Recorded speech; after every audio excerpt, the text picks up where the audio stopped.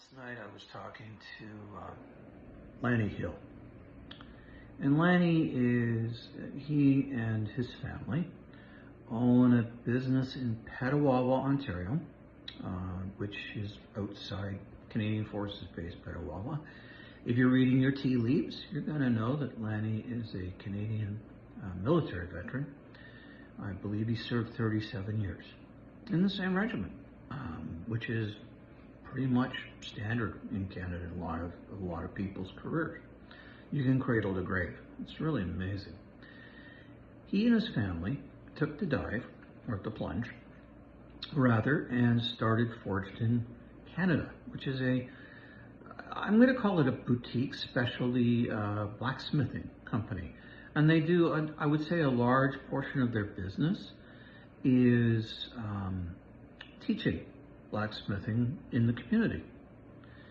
Good stuff. It's a safe place for non-serving members, and when I say that, I mean military veterans and, ideally public safety sector, firefighters and so on, that want to have a hobby, want to go and have something to do outside their regular lives, which is great. It's really fantastic. And a real giving guy. I mean, frankly, I had a meeting with him by Zoom regarding a Red Friday thing we're doing together. He's in the Support Our Heroes .directory, which is what we're doing to help promote veteran and first responder owned businesses and business in general.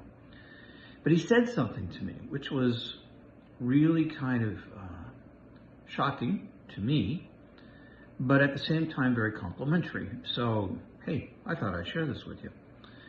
He said, every time I talk to you, I learn so much. And he's writing and writing and writing and writing.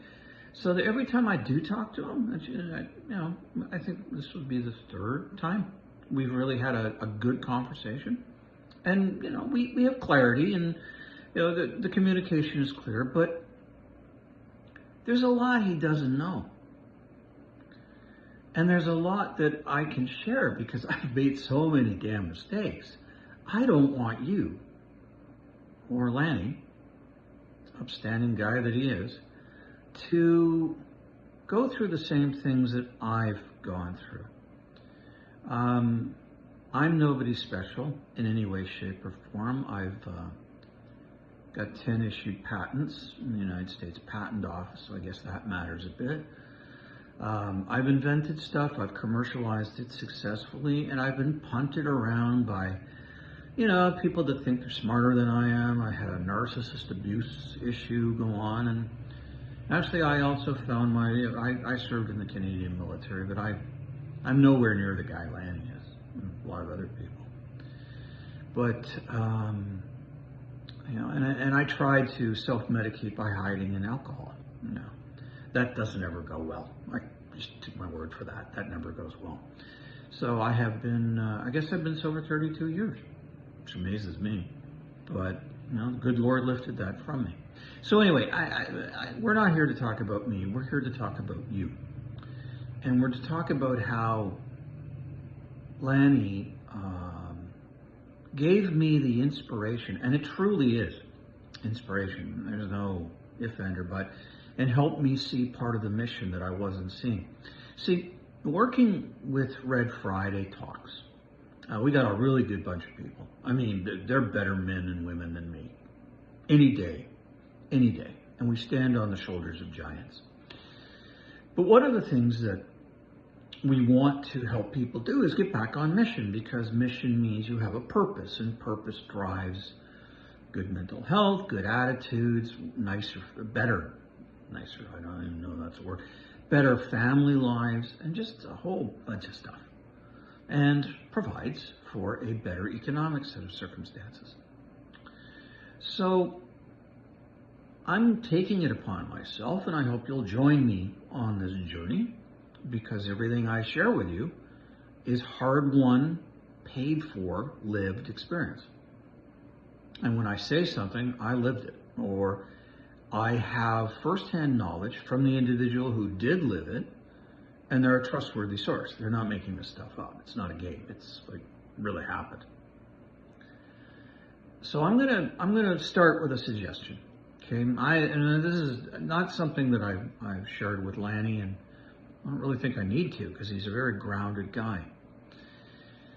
But we as a species, and I'm talking North American mentality, because Canucks and Yanks, they got the same thing going on between their ears.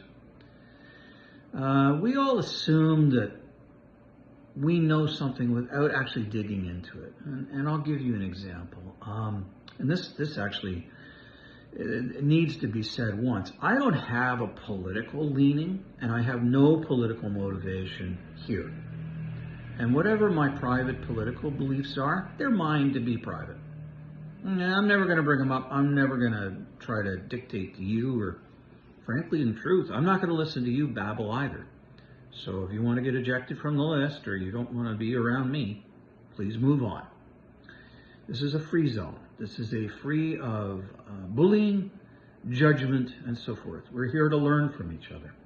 And just because I know something doesn't mean that I can't be updated or find a better way through your suggestions or our commentary together of doing something. But let me go back to my point. I apologize. I got a little windy there.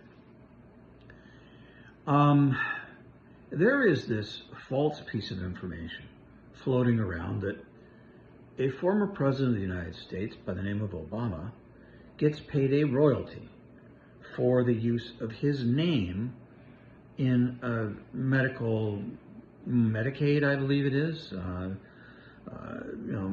medical support program called Obamacare, incorrectly called. I think it's actually the Affordable Health Care Act. And there's a lot of blood between your political parties in the United States about this, but that's not the point that I want to get to. I have good friends, and these are guys I jump with because I jump military rounds. You know, that doesn't make me special or anything, just means I land on a runway more often than I probably should. But this rumor is circulating, and I will tell you, it was easy for me, and I went through the process. I'm not going to just say, oh no, it's wrong, it doesn't exist. I went and checked 3 legitimate news sources, and I asked 2 AI models, Google Gemini and ChatGPT. You're going to know those names. And both came back that it was BS. Well, I kind of already knew that, because in the process of writing patents and stuff, you hang out with lawyers and you learn a lot. I mean, you really do. And no, I'm not a patent attorney, and no, I'm not a patent agent, and I'm not qualified to legally offer advice on the subject. But I learned a lot. I'm a well-informed layman, and part of that is copyright, trademarks, all that kind of stuff. No, there is no such thing as a royalty being paid to a former president for the name of a medical program. But people are being played and deceived and being treated as they're stupid. Now, one of the reasons I wanted to make a video today is because, well, hey, you know, I talked to Lanny last night, and this is really a big deal. You know, if I can share what I know so you don't make the same mistakes I've made, that's awesome. Because I want you to succeed. Honest to God, I want you to prosper and be happy and have good physical and mental health. Straight up. No ifs, ands, or buts. But when I see this sort of misinformation and manipulation, and my friends are falling for it, what the hell? These are guys that I've seen their critical thinking up close. These are military trained folks. They're smart. But they're smart. And this is not a political thing or anything like that from my perspective. It just is, there's a lie that's being circulated. So I'm going to encourage you that when you see something that seems, I don't know, on social media or on whatever, on the internet, you know, the old joke about Abraham Lincoln saying the internet is honest, right? That you verify it before you post it. That way, if we all do a couple of those a week, we're going to cut down on the garbage that's floating around and leading to division and confrontation for no reason. I don't hate because of someone's politics.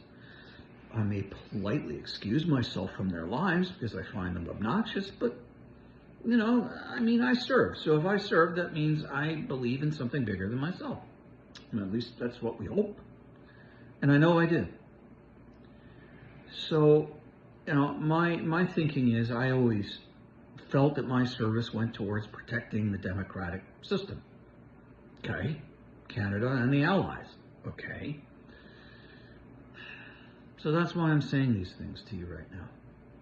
So listen, no offense intended. If you took offense, maybe I'm not the guy to have around you. Now let's talk about something you can learn. I want you to think of this. Everybody seems to think they want to invent something, which is great. Hey, look, even if you never get it past the pencil board, pencil drawing on your table, cool. I'm really enthused by people that try or can or do think outside the box. But there's something you should know. And I learned this the hard way, and I'm not going to tell you how I learned this the hard way today because I've already been long on this. But early in my inventing career, if you want to call it that, my process, whatever you want to say, I believed that I was smart enough to interpret the information that was on the United States Patent Office. Well, I want you to hear what I learned. I learned that it's an information repository that may not be up to date. So you can't take as gospel everything you read there. Now, in future snips and me talking, I'm going to share with you some tried and true strategies that will allow you to search at no charge and get a rudimentary understanding if your idea has been done before. And if it has, why yours would be different. It's a whole bunch of stuff I learned the hard way. Cool. And then I paid a lot of money to attorneys to be reminded of it. But, for the most part, it worked out. And I would say out of the patent portfolio, half got commercialized successfully. So that's a pretty high number. That actually is. It's a relatively high number. But use your critical thinking. Don't do it when you're mad. And I'm going to suggest that you might want to look up critical thinking, because critical thinking requires you to have both hemispheres of your brain engaging and not your amygdala, which is your fight or flight reflex, which is what is activated when you get mad. As we all know, fight or flight, you freeze in fear, or you get your fists up, your adrenaline going, and you're going to fight for your life. One of the two. But that also greatly reduces your ability to do any level of critical thinking. So you probably heard the expression, don't make decisions while you're mad. Take 24 hours and think it through. It's good advice. Really. I've seen people do the dumbest things that ruin their lives when they're angry. Anyway, that is my long-winded diatribe or whatnot, soliloquy, if you wish to call it that, for today. God be with you, and we'll see you again soon. Bye. For now.